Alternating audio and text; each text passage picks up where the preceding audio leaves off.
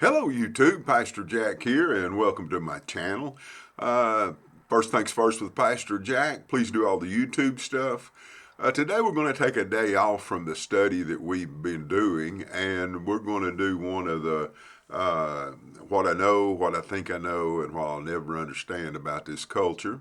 And I put a post on Facebook a couple weeks ago, or a week or so ago now, and one of my friends responded to it, and I may just show that Facebook post here during the video somewhere. But he responded to it and made me start thinking. And so what I want to talk about today is the an industry we call the abortion industry. And what I know about abortion is that it is killing. You're killing uh, the baby inside the womb. You're killing it. Uh, some people call it murder. Uh, Ronald Reagan changed my outlook on abortion. Ronald Reagan changed my outlook on a lot of things. I was at the right age when he come along that I was grown up enough uh, to not consider myself, liberal, and he just made a lot of sense to me. And his stance on abortion was that it was killing, and that murder in general is wrong. Killing in general is wrong. There are some justifiable homicides, and uh, and that just made a lot of sense to me. And that just abortion for to make things easy, that is killing. That's murder. There are situations, and I have learned a lot more now that I've gotten older about how often this happens, and it's less than 1%, where a mother's life is truly in danger, and probably less now than there was in the 1970s. Medicine has come a long ways, and I'm sure that very seldom now. I'm not saying never, but I'm sure it's a very small percent of the times that a mother's life is brought into imminent danger. If they don't abort the baby, that she would die. I'm sure it happens, but I'm sure it's not as high percent as what it once was. And But they are justifiable killings. Um, you know, I'm at an age now, if somebody breaks into my house, I'm going to be scared for my life, where one day I would have probably just whipped them and threw them back out the door. And it's probably an easy way to die would be to break in my house. Uh, because I'm 67 years old. I used to be a cop and could fight for a living, but not anymore. I'm just too feeble and too wore out. So, you probably a way to die if you wanted to break into my house. But so they are justifiable killings. They are. Um, um, but abortion is killing. I know that. It's killing. Uh, a life stops. A heart stops beating. Um, you know, um, a life that would have been is not going to be. There is a hole left where that baby would have been, and not only the parent's life, but everybody that would have ever knew them at work someday. There's an empty place going to be there, and abortion is killing. What I think I know is what a friend of mine posted on my Facebook post that's got me thinking about all this. The love of money is the root of most abortions. Hmm. The love of money. On the doctor's part, the abortion doctors, I heard a doctor that used to do abortions, and he had a child get killed at a very young age. And after he's lost his child, he couldn't do abortions anymore. And he said in his talk that he made at the time, I'm not sure what year that all took place, but at the time he got paid like $860. He knew the exact dollar that he got paid for each abortion.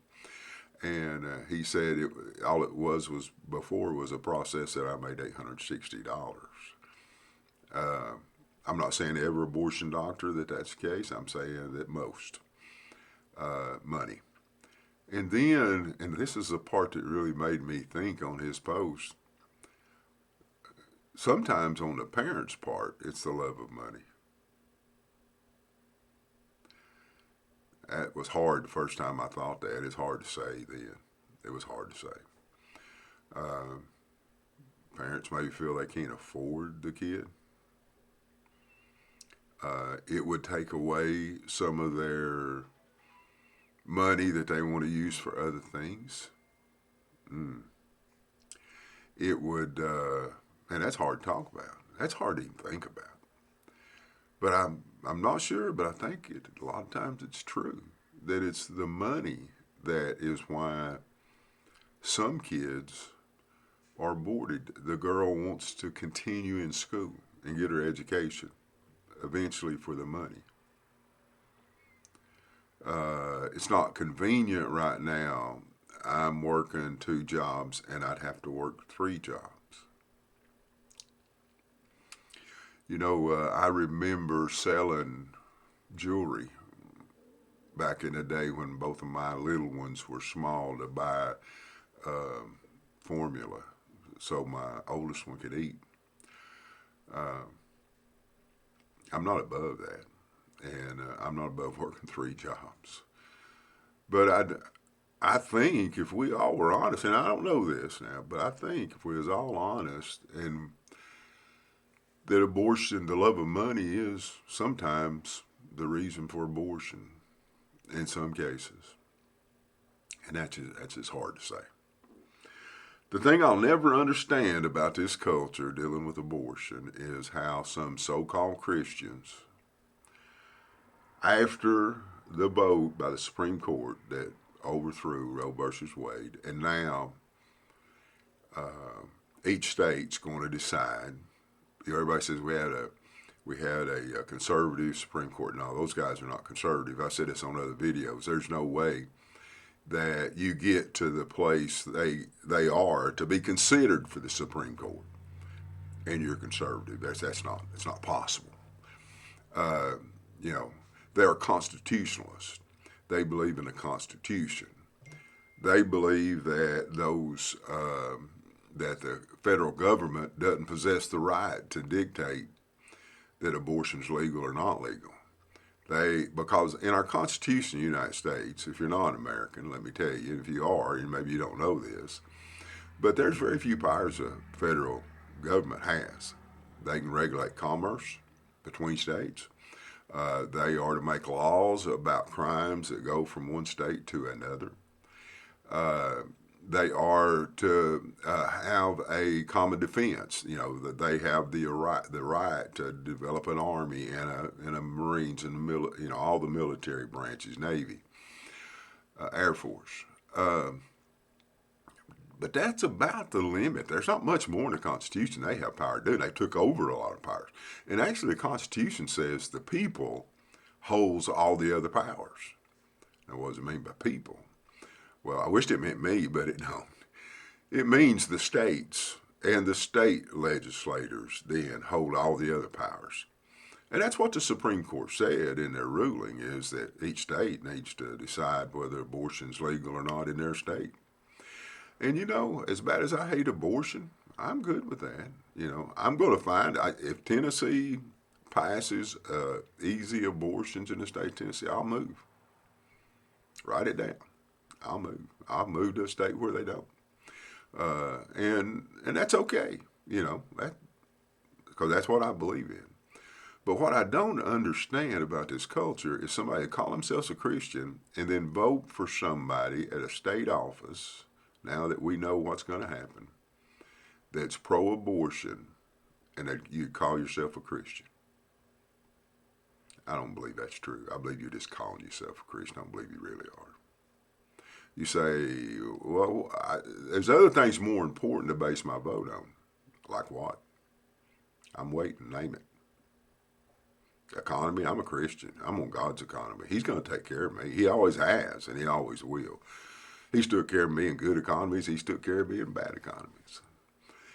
He's took care of me every kind of situation that's ever been. He's always going to take care of me. I'm not going to ever vote on the economy. As long as abortion's possible, that's the one issue I'm going to vote on. I'm going to find out whether that county commissioner is pro-life or not, and I'm going to vote for the one that's pro-life. I'm going to find out if the city commissioner is pro-life or not, and I'm going to vote for the one that's pro-life. I'm going to find out anybody run for state legislature or senate or governor or any other office if they're pro-life or not. And the beauty of today is all you got to do is go to their website and you can find out. If they're pro-life, they're going to tell you about it. If they don't tell you, you can pretty much bet they're not pro-life. But you can stop. You can go find them and ask them. It's easy. And the bottom line is there's nothing more important to vote on. And I'll never understand a culture where a Christian thinks they could vote for somebody that's pro-abortion. Not the kind of Christian I am. Just ain't got it. God bless you. Keep the first things first. I'll see you on the next video.